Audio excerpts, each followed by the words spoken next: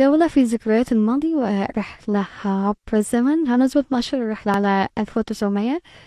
لها مهارات تمت خلاص وأنشئت إنشاء جميل.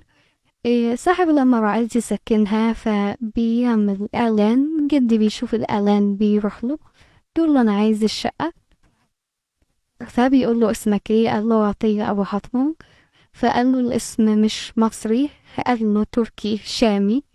فقال له طب ما انت ممكن تسكن في الحي الإفرنجي. فقال له لا، أنا عايز أسكن في حي العرب.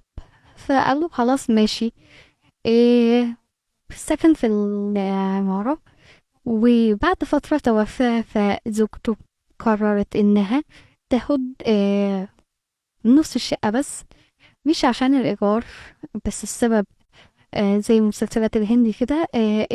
الشقة كان ليها مدخلين بابين، وكان ليها شباكين على الشارع، فما كانتش عارفة ايه اللي بيدخل من الشباك او بيخرج، او مين اللي بيخرج من الباب التاني او بيدخل. فقررت انها ياخدوا التلات اوض اللي جوه بالمنورين، و آه، يقفلوا الباب الازاز اللي بين الشقتين على اساس تقدر تتحكم في مين اللي داخل الشقة ومين اللي خارج، ولو حد جاب حاجة من الشباك تبقى عارفة. فجوه مفيش شبابيك على الشارع كده، قفلت طريق من الطرق، والطريق التاني كانت قاعدة على رأسه اللي هو باب العمارة، باب الشقة. فده يعني الدراما الهندية اللي كانت أيام زمان، والسكتة الجماعية في بيت العيلة.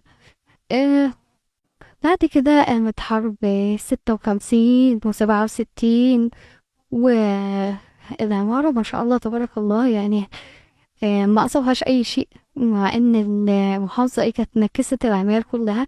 يعني قامت بترميمها وتصليحها على أساس إن الرصاص اللي كان موجود فيها والكلام اللي كان مكتوب على الجدران بس ليه الحكاية بقية. تابعوه.